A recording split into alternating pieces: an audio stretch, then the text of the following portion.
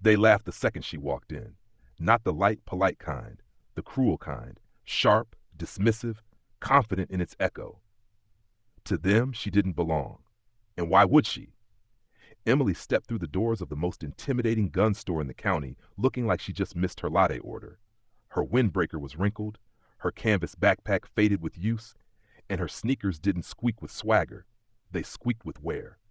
To the crowd inside, she didn't walk in like a customer. She drifted in like a mistake. The air smelled of oil and ego. Rifles gleamed under fluorescent lights, lining the walls like trophies in a hunter's chapel. Scuffed floors told tales of years of boots stomping through, boots, not sneakers. Customers milled about with puffed chests and puffed histories. Veterans, collectors, amateur instructors, and ex-security forces. People who wore experience like armor, regardless of whether they'd earned it. They looked at Emily the way predators do when prey stumbles into the wrong clearing. A clerk near the gun wall grabbed a shotgun and hoisted it like a prop in a bad play. "You even know how to shoot this, princess?" he sneered. Another voice piped up, laughing. "Did you wander in from yoga class?" The insult drew chuckles from a group nearby. A woman with perfectly manicured nails, Karen, on her tag, leaned across the counter and smirked like she'd practiced it in a mirror. "Sweetie, bakery's next door. This is for people who know hardware, not bread knives." But Emily didn't laugh. She didn't flinch. She didn't return fire. Instead, she walked slowly forward, eyes locked on the weapon wall. Calm, focused. And then in a voice so steady it cut through the room's stale bravado like a scalpel, she said, "Effin' ballista, phantom sight configuration, Loula Magnum rounds." And just like that, the laughter died. It didn't fade. It snapped off, like a wire yanked from a live socket. What she said wasn't just technical. It was classified. Obscure, obsolete in theory, unknown to most in practice, words that hadn't been publicly uttered in 6 years. The kind of terms you don't get from browsing Reddit threads or watching YouTube gun reviews. These were the codes of someone who'd lived it. Someone who remembered more than specs. Someone who remembered recoil, snow, breath patterns, and frost. In that moment, you could feel the room shift. Something invisible but undeniable moved through the air. Because they all had the same question forming in their minds, but no one dared to speak it. Who was this woman? If you've ever been dismissed the second you entered a room, if you've ever been told you didn't belong before you had a chance to speak, if you've ever stood silent while people laughed at the surface, never suspecting the depth, then you know what Emily felt. But the thing about underestimation is, it's quiet until it's not. So stay with us, because Emily wasn't done. Not even close. The laughter didn't stop. If anything, it intensified, each chuckle another nail in the coffin they were building around her. The smirks curled deeper. The judgment thickened like smoke in a closed room. And Emily stood there, still as a shadow that refused to blink. Karen, the perfectly polished receptionist, was the first to strike again, this time harder. She flipped her hair, angling her face just right for the audience she knew was watching. "Oh, honey, are you sure you didn't mean to hit the bakery next door? We got real hardware here, not bread knives." Her voice oozed with fake sweetness, the kind that cuts sharper than honesty. From behind a case of hunting rifles, a burly man in tactical pants snorted. The firearms instructor, the kind who built his image on muscle memory and intimidation, now feeling the itch to prove he was still the alpha in the room. "We don't sell cosplay gear, kid. This ain't Comic-Con." The room rippled with derisive laughter again, and someone near the ammo shelf let out a wheeze that echoed like a slap. Emily didn't flinch. An old man leaned on the counter, a chewed-up cigar resting between his lips, his belly pressed against the buttons of a worn-out camo shirt.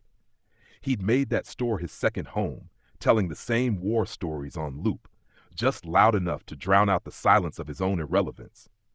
"Look at her. Probably thinks this is where they fix cameras or something." A pause, then a louder jab. "Bet she just came in to snap pics of birds for her little Instagram." The crowd chuckled. He grinned. Emily merely adjusted the strap of her faded canvas backpack, ash-gray eyes calmly sweeping the gun wall. No retaliation, no comeback, just a breath, controlled, intentional. Then came the apprentice, young, grease-smudged, hungry to prove himself by piggybacking on the louder men in the room. "Hey everyone, check out the thrift store special," he barked, his voice laced with cruelty. Bet those sneakers haven't seen a real trail, probably just the pavement from the welfare line. Laughter spiked, the room taking pleasure in the cruelty of the moment. Emily's fingers flexed just slightly on the strap, the creak of old fabric the only sign of tension. Then, show me the precision models. The apprentice's grin faltered. She hadn't shouted. She hadn't cracked. Just 4 words. Cold, steady, measured. Behind the counter, Karen tried again, her smile twisting into something sharper. Oh, a weapon? Like for what? Protecting your latte from spilling? More laughter. The old-timer slapped his knee. Bet she wants one of those pink pistols they sell to scared housewives. He gestured toward her plain, ringless hands. You know, the ones that match your nails, if you had any. The firearms instructor folded his arms, leaning in now. Listen, girl, this shop's for folks who know their way around steel. You look like you wandered in from the bus stop. Maybe try the mall security office instead. Another voice joined. Smooth, nasal, self-satisfied. A collector, draped in designer threads, holding a coffee cup like it was a status symbol. Or the toy store. They got cap guns that won't scare you. And through it all, Emily didn't move, didn't shrink. She spoke again, calm, barely louder than the hum of the fluorescent lights. The ballista. Show me. The room went still, breath caught mid-scoff. She wasn't asking. She was selecting. Flashback, a long dinner table, silver cutlery scattered across a white tablecloth under the glow of chandeliers. Her father's voice steady, instructive, not warm, but certain. Emily, power doesn't shout, it waits. Then it changes everything. She was 8, still learning to aim a rifle at the private family range while the wind cut through the trees like glass. She never got praise, just silence, and that was enough. Back in the present, the room had shifted, slightly. Unease flickered. The store manager emerged from the back, clipboard in hand. A man in his late 40s, clean lines on his face from years of negotiations and high-value deals. He heard the murmurs and raised an eyebrow. Self-defense pistol, miss? Something small, easy to handle? Emily tilted her head, letting her hair fall slightly over her shoulder. FN Ballista, phantom sight configuration, Lowula Magnum rounds. The effect was instant, like dropping a name that wasn't supposed to exist anymore. Silence. Karen's jaw slackened. The old-timer's cigar dropped to the floor. The firearms instructor's arms slowly uncrossed. From the back, a younger hunter, trying hard to blend in with the big dogs, muttered, "That rifle's been off the market since the testing bans. Government pulled it 6 years ago." The manager's eyes narrowed. You know the specs a bit too well for a casual shopper. Emily met his stare, unblinking. I used it. Northern border. Snowstorm. A beat. Then the murmur started again, but lower now, laced with unease instead of mockery. Doubt crept in. You wouldn't last 5 minutes in real cold, a thick-necked security consultant growled, scoffing as he adjusted the badge still clipped to his belt like a participation trophy. That windbreaker? Probably from a discount bin. Yeah, added the young hunter, his cheeks flushed. With no gear, she's just trying to impress us. Probably read a blog post. Still, Emily didn't blink. Her hand hovered over a display, paused for a split second, then folded gently over her arm instead. You even got proof? The ex-cop pressed, jabbing toward her backpack. A selfie with a snowball? Flashback, age 20. Lying prone for 12 hours in a whiteout, wind clawing at her face, frost crusting her lashes. The ballista against her shoulder, its warmth the only thing separating her from death. That one shot, saving a convoy. No medals, no records, just a handler's nod. Back in the shop, Emily tilted her head, her voice ablade. That configuration handles recoil in sub-zero. Ever tested it yourself? The group bristled, but something had shifted. The first fractures in their ridicule were showing. The collector recovered first. Sure, he said, a mocking lilt in his voice. And I'm the president. Karen tried to echo him, but her voice lacked confidence now. Yeah, probably saw it in a movie. We get dreamers all the time. But the manager, he didn't laugh. He was watching her closely now, calculating, curious. A flicker of something crossed his face, respect or maybe fear. Emily's silence expanded into the room like smoke through the vents. Still no shouting, still no tears, just a steady presence growing larger with every breath she took. The test had begun, and the ones mocking her, they were starting to realize they were the ones being tested. The laughter faded, but only just. In its place was something more jagged, a charged stillness that seemed to linger in the aisles, gripping everyone in a suspense they didn't know they'd invited in. Emily had said little, but somehow the oxygen in the room was being consumed by her presence. Then the tall guy moved. Built like a refrigerator and twice as loud, with tattoos crawling up his neck, he stomped over to the rifle wall and pulled down the heaviest piece in reach. A sniper model with a matte black finish, near 9 kilograms of solid steel and cold intimidation. He thrust it toward her like an executioner offering the axe. "All right, hot shot," he sneered. "If you're so toughened, try lifting this without whining." The others perked up. The mockery that had begun to tremble now grabbed this as a lifeline, a last chance to reassert their superiority.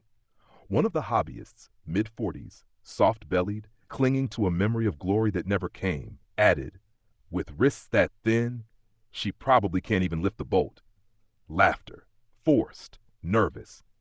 Emily took the rifle, not with a grunt, not with theatrics. She lifted it one-handed, her posture steady. The room watched and held breath as she tilted the muzzle slightly, checked the scope with a glance, then twisted the suppressor just so, her fingers gliding over it like she'd done it 1,000 times before. Because she had. The tall guy blinked. The collector, watching from his corner, muttered, "Lucky grab." Another tried to salvage pride. "She's fumbling now. Can't even toggle the safety."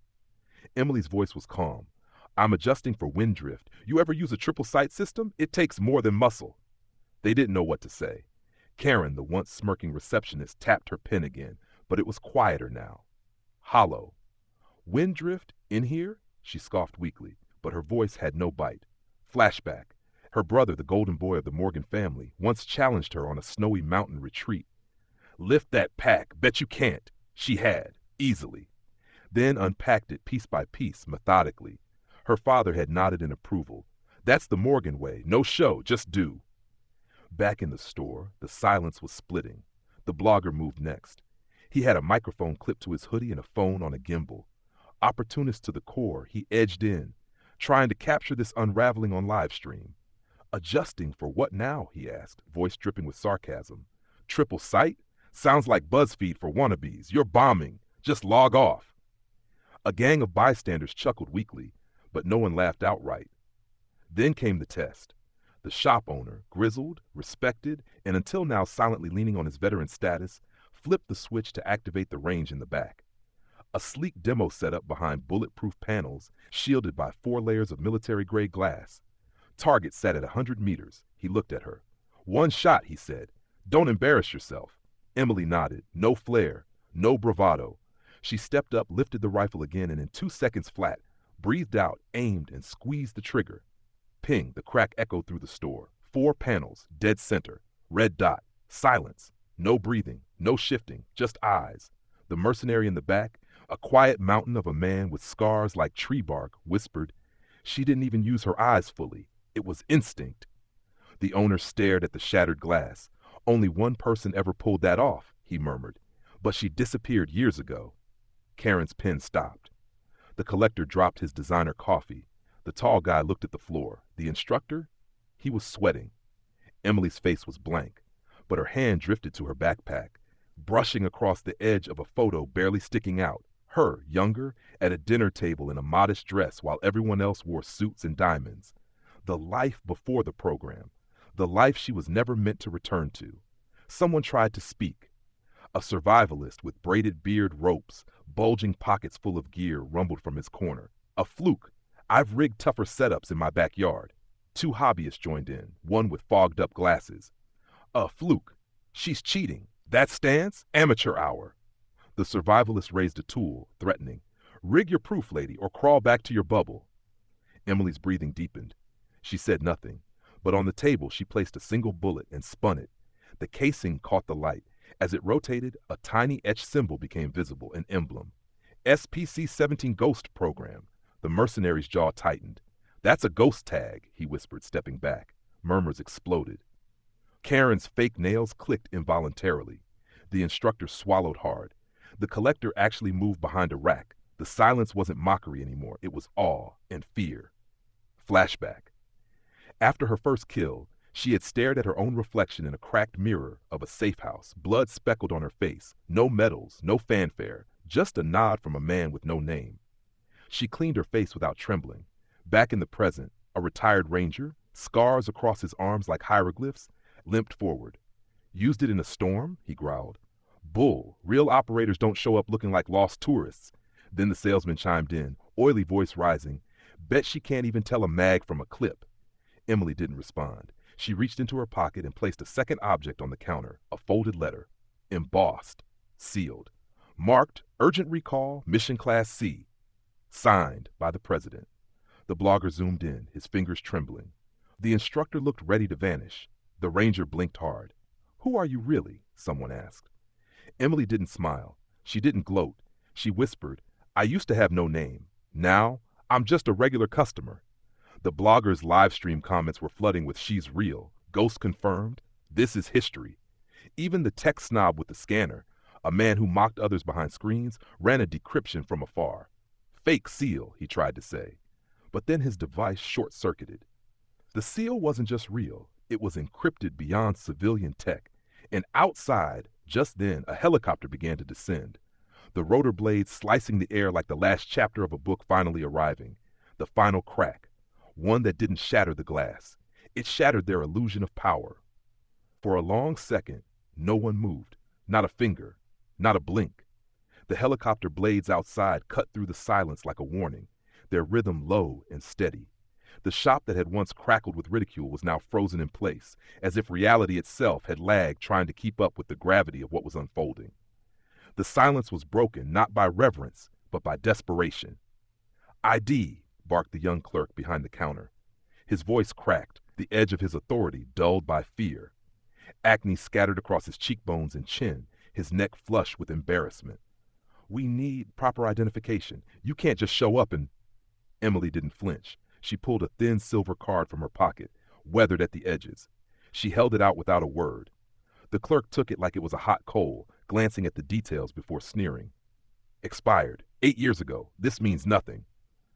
A jeer rose from the back. Fake ID. Call the cops, another vendor barked. His tie crooked, his voice laced with relief at the chance to drag the scene back into his control. Ghost still needs to show papers like everyone else. Emily tucked the card back into her jacket slowly. That's because I don't belong in your system, she replied. It wasn't arrogance. It was fact. That line pierced through the room like shrapnel. A customs officer off duty, his badge clipped lazily to an unzipped windbreaker, stepped forward. One of those bureaucratic bullies who spent his career enforcing policies he barely understood, just so he could feel taller than the people he processed. System? He sneered. Try the lost and found. I've denied visas for cleaner records than yours. You're not clearing this checkpoint. Two dealers nearby, matching ledger books in hand, snorted. Checkpoint. Denied. She's toast. The customs officer raised his stamp pad theatrically.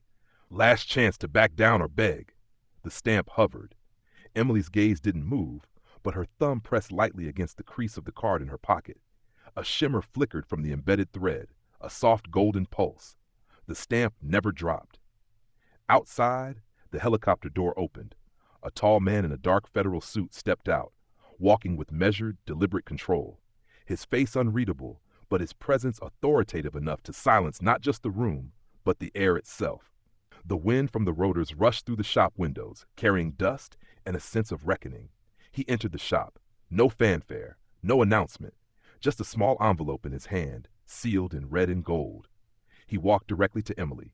The room stepped back in waves. Without a word, he handed her the envelope. No salute, no conversation, just a nod. But that nod held multitudes. Karen, the receptionist who had led the charge of ridicule, went pale. Her shoulders wilted as she watched the man's ring, a plain silver band, catch the light. The same design Emily wore under her sleeve. Recognition dawned. Regret followed. The seal on the envelope read, Mission Class C, Presidential Recall. The store manager reached for his phone, trying to verify something, anything. He typed furiously into a secure database, but the result returned the same message. Access denied. Classified clearance required. The air felt thinner. A tech analyst in the back, 30-something, glasses sliding down his nose, perpetually smug, held up a scanner, the type who flaunted his gadgets like credentials, hoping they'd distract from the emptiness of his own resume. He scanned the envelope from a distance. Class Z seal, he muttered skeptical. I've cracked these before. No one's passed my decrypt. He activated a gadget the size of a stapler. It beeped. Word. And then, short circuit. The screen flashed red. The scan failed. Then went dark. Impossible, he whispered, tapping it again. Nothing. The quantum encryption inside the seal had fried the reader. The analyst's face fell. His identity had been wrapped in superiority. And now, nothing in his arsenal worked. Behind him, his interns, coffee-stained tablets in hand, giggled nervously. One whispered, "Hack denied." Another muttered, "She's past you, boss." The analyst stepped back, his reputation breaking like cheap glass under pressure. In the days that followed, that moment would end his consulting contracts. Screenshots would go viral, his public humiliation recorded by his own device. But in that moment, all he could do was watch. Karen's lips trembled. Her pen, once a symbol of her status behind the front desk, now sat still. She had clicked it with such arrogance so many times, to interrupt others, to assert control. Now she couldn't even find the will to grip it. The old ranger who had barked for proof earlier looked lost. The scars on his forearm seemed duller somehow. His cane, a proud weapon of identity, now tapped the ground not with power, but confusion. He had always believed experience made him unshakable. But standing in front of Emily, calm, deliberate, history pouring off her like heat, he realized experience meant nothing if it taught you to doubt the wrong people. The blogger? He had kept his camera rolling through all of it. But as the scanner fizzled, the helicopter landed, and federal protocol played out in real time, his viewers turned on him. The live stream chat, once full of Rofel and Get Her, now read, "You're filming a legend, and you mocked her? Delete your channel. She's real. You're not." The chat became a courtroom, and he was found guilty by his own audience. The mercenary type in the corner, the kind who always watched before judging, now took a step back, not out of fear, but out of respect. He nodded slightly. The ranger's mouth opened, but no sound came out. Someone whispered, "She's not just military, she's a ghost." And the truth settled. Emily wasn't someone to argue with. She wasn't a woman to belittle. She was a shadow, a myth, a consequence dressed in casual sneakers and a windbreaker. Backstory threads began to surface, scattered in whispers. "She was recruited before she turned 21, someone murmured. "Private academy, right?" Another guessed. "I heard the ghost program never officially existed." "Then what is she?" Emily said nothing. She didn't need to. She looked around, her silence now louder than any argument that could be made. It was the silence of a woman who had seen real storms, who had aimed steady hands in snow, pulled triggers to save lives, and walked back into civilization not for glory, but for peace. And when that peace was threatened, she didn't scream. She simply revealed herself. The social order collapsed. One by one, the self-appointed gatekeepers of toughness, masculinity, elitism, and ego fell, silently, helplessly. They had used their voices to mock. She had used her presence to dismantle. And as she held the sealed envelope to her chest, turning toward the door that led back into the light and the waiting helicopter, a final thought settled into the bones of everyone watching. They had laughed when she walked in, but now they stood frozen. The wind from the helicopter kicked up a swirl of dust across the parking lot, settling over the faded asphalt like a curtain falling on a stage. Emily didn't glance back. She didn't need to. Inside the shop, the silence was no longer a void. It was an indictment. Karen stood behind the front desk, her pen still in hand, frozen mid-click. It no longer felt like an extension of her authority. It was just a piece of plastic. Her smirk, once so practiced and sharp, had disappeared completely, replaced by a numb stillness. The audit came swiftly. The shop's corporate partners, tied to government contracts, couldn't risk scandal. Her behavior flagged during the review. Unprofessional conduct, inappropriate client engagement, no warning. Just a quiet dismissal 2 days later. No farewell, no reference. The blogger's footage, once intended to humiliate, went viral for all the wrong reasons. Commenters flooded his channel not with laughs, but fury. "You mocked her.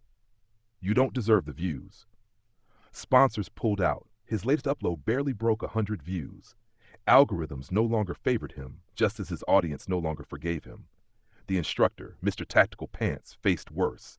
A former student leaked clips of him berating others, laughing about soft clients. His rants, once tolerated, were now liabilities. Gear brands issued public statements. He vanished from the circuit, his Instagram bio quietly updated from elite trainer to simply outdoor enthusiast. The Ranger, weathered, proud, unforgiving, sat alone on his porch days later, cane across his lap. He stared into the woods, remembering the calm in Emily's stance, the precision in her breath. He didn't cry, but something shifted in his chest. Regret, perhaps, or the realization that respect must sometimes come wrapped in forms he had refused to recognize. Emily never looked back. Her boots clicked softly on the tarmac, her hair catching the rotor wash like threads of dusk. The envelope was still in her hand, its seal intact, its contents unread by anyone but her. She stepped into the chopper without ceremony, as if stepping back into the life that shaped her. No waving, no glare of vengeance, just quiet certainty. As the blade spun harder and the machine lifted, the store grew smaller below her, a speck in the past. Inside, the federal agent beside her said nothing. He didn't need to. The ring on his hand shimmered in the filtered light, the same band that she wore hidden under her sleeve. A bond few understood, a history even fewer would ever learn. She leaned back into the seat, the roar of flight becoming white noise. Her fingers brushed the edge of the envelope. It wasn't just a mission, it was a reminder that her peace was always borrowed, that her silence was never empty. And then her voice, calm, distant, yet resonant, carried over the image of the helicopter vanishing into the clouds. It hurts to carry truths no one sees, to walk into rooms where judgment comes first, but strength isn't loud. It's not medals or applause. It's standing when others try to bend you. It's walking on, even when the world turns against you. The screen fades to black. A heartbeat of silence. Then a message. Have you ever been misjudged? Leave a lot below. You're not alone. More stories are coming. Stay quiet, stay powerful,